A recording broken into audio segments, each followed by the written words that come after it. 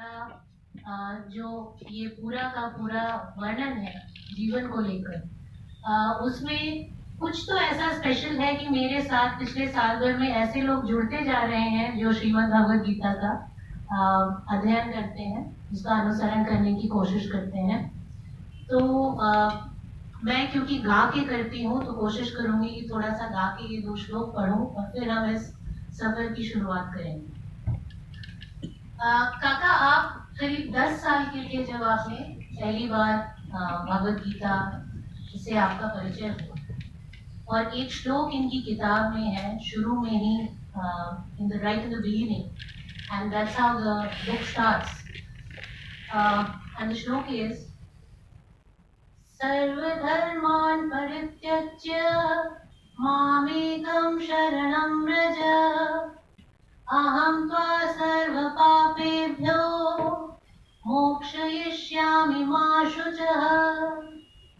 Abandon all varieties of dharma and simply surrender unto me alone. I shall liberate you from all sinful reactions. Do not fear.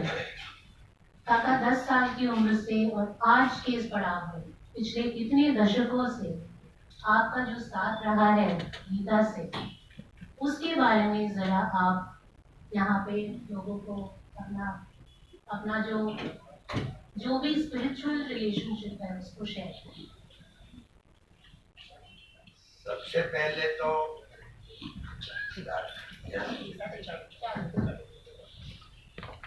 पहले तो मैं आप सबका बहुत welcome करता हूँ, और आप सब लोग गोविंद काका का मान सम्मान बढ़ाने के लिए ही पधारे हैं। तो आप सबको शुक्रिया, और आप सब में जो गोविंद काका में है वो आप सब में है, उससे भी ज्यादा है। सब में एक यूनिक रहता ही है। मगर ऐसा मैंने 50 साल का डेली डायरी लिखा जा रहा था। तो कोरोना काल में सोचा कि भाई डेली डायरी लिखा है, तो अरुण तिवारी जी ने कहा कि मैं सोचता हूँ कि आपकी वो ऑटोबायोग्राफी निकलना चाहिए। मैंने कहा पहला गुजराती में निकालेंगे, तो कि मैं बाद में रहूं नहीं रहूं, मेरा अभी तबीयत बराबर नहीं है। वो गुजरात में तो सब आपको जानते हैं, ये इंग्लिश में मेरे को करने दो। तो फिर मैंने बोला इंग्लिश में तो लिखा हुआ है नहीं, तो मेरी जो डेली डायरी थी उसमें से एक यूनिवर्सिटी में प्रोफेसर को दिया, उसने इंग्लिश बनाया और इंग्लिश उनको भेज दिया। उसने पढ़ते ही पढ़ते उसमें डेली जूम मीटिंग में जो क्वेश्चन था कैसा था ऐसा करके लिखा है। तो मैं इस बुक में एक पार्ट भी मैंने लिखा है, आपने जो क्वेश्चन किया वो। IIM में तो मैं रेगुलर अहमदाबाद IIM में मेरे को लेक्चर देने का सौभाग्य प्राप्त होता ही रहता है। कल ही था हमारा IIM में, कल शाम को 6 से 7:30 बजे तक हम IIM में थे, और कल सुबह में गांधीनगर थे, IIT गांधीनगर में। तो कल 2 लेक्चर करके आए अहमदाबाद का। तो ये पहला जब 2014 में IIM में मेरा पहला लेक्चर था, तभी वो विद्यार्थी ने क्वेश्चन किया कि क्या आप वो श्रीमद् भगवद गीता पूरा मौखिक है, बाय हार्ट है वो? तो मैंने बोला कि हाँ।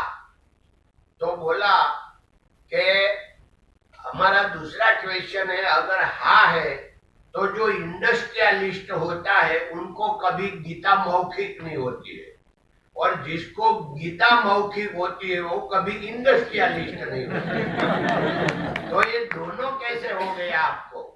तो मैंने तब बताया था कि भाई मैं पूर्व जन्म को मानता हूँ, और मैं 10 साल का था, गांव में छोटा सा गांव, इसमें एक मंदिर 10 बाय 10 का था। उसमें कोई ने गीता स्वामी ने लाके रखी होगी, साल में एक बार साधु आते थे। तो जब वो कबाट में से सब पुस्तक देखते थे, उसमें गीता जी जब मेरा हाथ में आया तो मैं अभी मेरे को मालूम है कि वो समाधि अवस्था थी, तभी मालूम नहीं था। तो एकदम मेरे को ऐसा कुछ लगा हो गया, मैं बैठ गया, खड़ा नहीं रह पाया, गीता जी लेके पढ़ने लगा गुजराती में। तो पढ़ते पढ़ते मैंने ऐसा इतना किया कि पूरा पढ़ लिया। मुझे मालूम तो था नहीं, रसवाय दीर्घाय ग्रामर कुछ मैं नहीं जानता, गीता में क्या लिखा है वो भी मेरे को जान नहीं था, मगर गीता मेरे को पसंद थी, पूर्व जन्म का कोई योग होगा।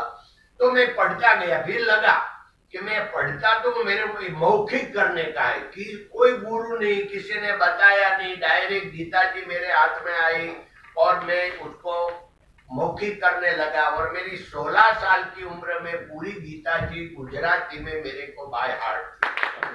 तो ये गीता जी का लगाव है। तो ये गीता जी जो है उसका आधार यही है कि जो रहता है गीता जी का लगाव पहले से है, उसका प्रभाव है, उसके मेरा जीवन बना है। और गीता जी कोई धार्मिक ग्रंथ नहीं है, वो मैनेजमेंट का गुरु है, पूरा विश्व के लिए है।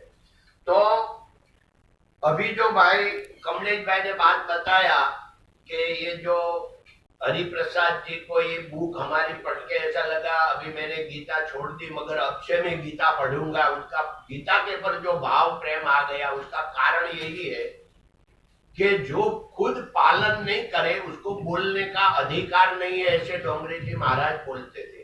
तो ये मेरा लिखा हुआ है, मेरा पालन किया हुआ है, मेरे को गीता से लगाव है, इसलिए उनको भी छेप लगता है, उनको भी लगा हो जाता है। आप पढ़े तो आपको भी हो जाए।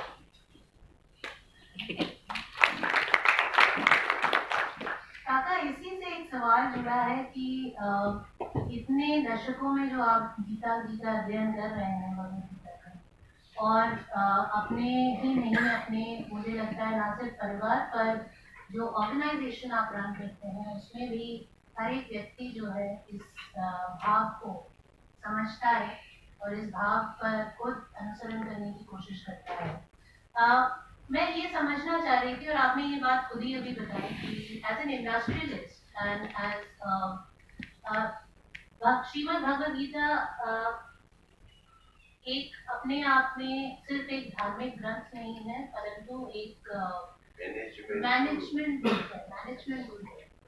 आप अपनी उस जीवन से लोगों को यहाँ दिल्ली में परिचय कराइए कि आपने जो अनुसरण किया उसे अपनी ऑर्गेनाइजेशन स्ट्रक्चर में कैसे उतारा। गीता में लिखा है कि आप कर्म करे जा, फल की इच्छा मत रख। तो यही सिद्धांत हमारा है कि हम कर्म कर सकते हैं, कर्म का फल मिले नहीं भी मिले, अगर नहीं मिला तो स्वीकार करने का। हम भगवान नहीं है कि हम जो चाहे दुनिया में हो सकता है। हम तो चाहते थे आज मनसुख भाई आज होगा, हुआ नहीं हुआ। तो ये उनकी योजना ईश्वर की होती है कि कैसे कहा मनुष्य हम अल्पज्ञ है, तो हमारा सब नहीं होता। इसलिए हम मेरा दृढ़ निश्चय हो गया गीता जी से कि कर्म तू करे जा, फल की इच्छा मत रख। फल मिले नहीं मिले उनकी इच्छा की बात है। ये मैंने अंदर लिखा के नहीं, बुक में मालूम नहीं, मगर अपने 2003 में डी बियर्स में हमारा मेंबरशिप होने का था, तो इंटरव्यू था, उसमें डी बियर्स से 11 लोग आए थे और हम 5 पार्टनर थे। बॉम्बे ताज होटल में मीटिंग हुआ, 1 घंटे का मीटिंग खत्म हो गया। बाद में वो लोग ने पूछा कि अभी आपको कुछ कहने का है, आपका कोई क्वेश्चन है? तो मैंने उनको आंसर दिया था कि हमारे मोरारी बापू कथा में बोलते हैं कि एक जो मुस्लिम वो था, क्या बोलते हैं उनका मंदिर का मौला जी, उसने भी 10 साल तक 12 साल तक उसने नमाज पढ़ी। आकाशवाणी हुआ कि तेरा खुदा के दरबार में एक भी नमाज मंजूर नहीं हुआ। तो वो नाचने लगा, आनंद में आ गया। सब लोग बोले तू मूर्ख है, तेरा एक भी माला 12 साल की तेरी मेहनत चली गई। तो वो बोला कि भाई वो फल दे नहीं दे, मान्य करे नहीं करे, उनकी इच्छा की बात है, मगर उनको पता तो चल गया कि कोई नमाज पढ़ रहा है। ऐसे में हमने DBS वाले से किया कि आप हमको मेंबर बनाओ नहीं बनाओ वो हमको मालूम नहीं है, मगर आपको मालूम तो हो गया कि कोई मेंबर बनने लायक कंपनी है। काका के साथ बात करके कभी कभी ऐसा लगता है जैसे आप एक छोटे से बच्चे के साथ बात करते हैं। काका, आपके ऑर्गेनाइजेशन में SRK में आपका खुद का जो स्टार्ट है, in fact अभी there was a news article which covered Kaka's journey from ₹1 to creating a $1 billion empire. आपने ₹1 की पगार से शुरू किया था और आज आप बिलियंस ऑफ डॉलर की कंपनी खड़ी किए हैं, उसमें कई हजारों एम्प्लॉइज हैं आपके, कई लोगों को आपने रोजगार दिया है, कई समाज सेवा के कार्य करते हैं। आज जब आप उस वक्त को देखते हैं जब आपने शुरुआत की थी एक छोटे से गांव से निकलकर एक बहुत छोटी उम्र में काम करना एज ए डायमंड कटर, आज आप उस जर्नी को जब देखते हैं, कभी बैठ के सोचते होंगे अपने उस बड़े से ड्राइंग रूम में जहाँ आपने मुझे इनवाइट भी किया हुआ है, how do you view it? आप उसके बारे में क्या ऐसी बातें याद रखते हैं और ऐसी कौन सी बातें हैं जो आपको लगता है कि अभी भी मुझे अचीव करनी चाहिए? यही क्वेश्चन 2003 में नेशनल मीडिया ने मेरे को पूछा था कि आपको DBS का आप मेंबर बन गए, अचीवमेंट मिल गए, तो आप कितना आनंद व्यक्त करते हैं, और इससे भी कोई आनंद की घड़ी जो आपका जीवन में नंबर 1 है, जो आज तक कभी नहीं देखी, नंबर 1 घड़ी अगर आपका जीवन में है तो कौन सी है? तो मैंने उनको आंसर दिया था कि जब मैं गांव था और मेरा बड़ा भाई साइकिल लाया, मैं 10-11 साल का था, और उसने साइकिल मेरे को पहली बार दी। स्कूल के बगीचे पे पग रखकर मैंने साइकिल के सीट ऊपर तो पग पेडल को नहीं रखते, इसलिए डांडी ऊपर बैठ के पहला पेडल लगाया और मैंने 50-100 फुट जो व्हील पर पहली गति की, ये आनंद आज तक कभी नहीं आया। क्योंकि आनंद के बारे में, सुख के बारे में डोंगरे जी महाराज समझा रहे थे कि सुख दुख ये तो मन का खेल है। सुख दुख हर दिन हमारा बदलता रहता है, सुख की व्याख्या बदलती रहती है। देखो वही साइकिल का नंबर 1 मेरा सुख था, आज मेरे को साइकिल चलाना पड़े तो ये ऐसे सब कुछ है। तो ये जो सिद्धांत है कि आनंद की घड़ी, तो मैं क्या हुआ कि वो टाइम पर उसने यही प्रश्न पूछा था कि ये सफलता का रहस्य क्या है। मैंने बोला एक सेंटेंस में आप बताओ, तो मैंने एक शब्द में बताया था, स्वीकार। मेरा स्वभाव में स्वीकार है, इसलिए ये सफलता है।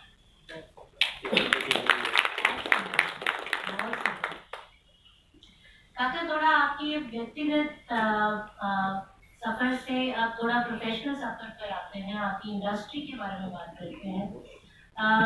डायमंड इंडस्ट्री के बारे में बहुत ज़्यादा डिटेल में लोगों को नहीं पता होता है, उन्हें सिर्फ ये पता होता है कि बहुत ही महंगा चमकीला पत्थर, कई लोग उसे अफोर्ड कर सकते हैं, कई नहीं कर सकते हैं, लेकिन सबको डायमंड की चाह होती है, आई एम श्योर।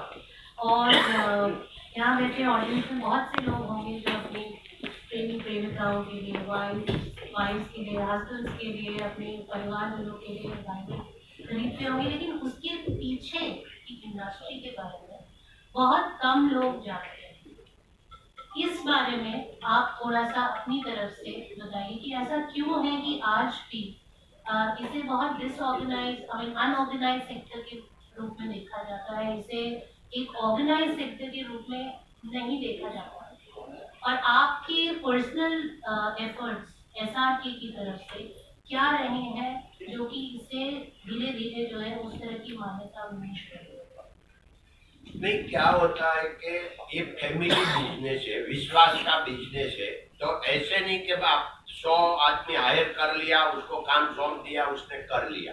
एक तो विश्वास केलवने के लिए एक आदमी रखा तो 5-10 साल तो उसमें जाएगा कि कितना विश्वास हुआ है। तो जोखम वाला काम है, तो ये नंबर 1 है। इसलिए वो एकदम आज ही हायर कर लिया, काम शुरू कर दिया, ऐसा डायमंड में नहीं हो सकता। फैमिली बिजनेस है तो ज्यादा उसका प्रचार भी नहीं होता है, वो अंदर अंदर सब लोग समझ लेते हैं, क्योंकि फिर विश्वास किसके ऊपर होता है? फैमिली पर। तो ये फैमिली के हिसाब से ये ज्यादा बाहर नहीं निकला। और हमारे क्या हुआ कि हमारा फैमिली बड़ा हो गया। हमारे आज सब 4th जनरेशन काम कर रहा है कंपनी का। तो कंपनी में 4th जनरेशन आया तो हमारे पास आज 17 लोग हमारा फैमिली का कंपनी में। What you see on screen is Govind Kaka's entire family of 1800. और ये जो फैमिली है आप देख रहे हैं, ये उपज है डोंगरे जी महाराज की। डोंगरे जी महाराज बोलते थे कि अगर जिसको भाई में भगवान नहीं देखते वो देश सेवा और देव सेवा नहीं कर सकते। और भाई को छोड़ के अगर कोई माने कि मैं देव सेवा और देश सेवा राष्ट्र सेवा कर रहा हूं तो उनकी भक्ति नहीं है, वो उनकी ब्राह्मणा है। तो ये सेंटेंस मेरा हृदय में आ गया। 77 में फर्स्ट टाइम में बेल्जियम गया तो मेरे को लगा ये भी एक दुनिया है, क्योंकि पहले दुधाला था, तभी सूरत आया तो लगा कि ये भी एक दुनिया है। सूरत से बम्बई गया तो लगा ये भी एक दुनिया है। बम्बई से बेल्जियम गया तो लगा ये भी एक दुनिया है। तो फिर मैंने सोचा कि मैं अकेला बड़ा हो जाऊं, मेरा भाई सब लोग खेत में काम करते हैं, वो लोग का अगर शादी उनका बेटा की आई और 5 लाख रुपया मेरे से मांगे और ऐसे करे तो उनको बेचारापन क्यों रखे। तो हमने सोचा कि भाई उनको भी हम बिजनेस पे सेट करेंगे। पहले उनको लाया, बाद में सब मिलके कजिन ब्रदर को लाया, बाकी सब कजिन ब्रदर मिलके एक को हर साल उठाया। आपको जान के आनंद होगा कि ये 77 में हमने अभियान शुरू किया।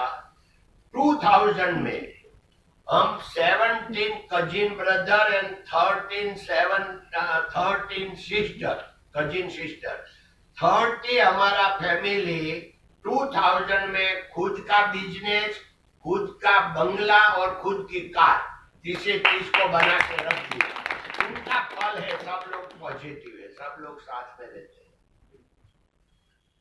काका, आपने क्योंकि 13 कजिन्स की बात की, तो जो आपकी फीमेल कजिन्स और बहनें थी, तो इस विषय से मैं थोड़ा आगे चलना चाहूंगी। काकी का आपकी पूरी जर्नी में एक बहुत महत्वपूर्ण योगदान रहा है, जो कि किताब में जगह जगह पे उभर कर आता है।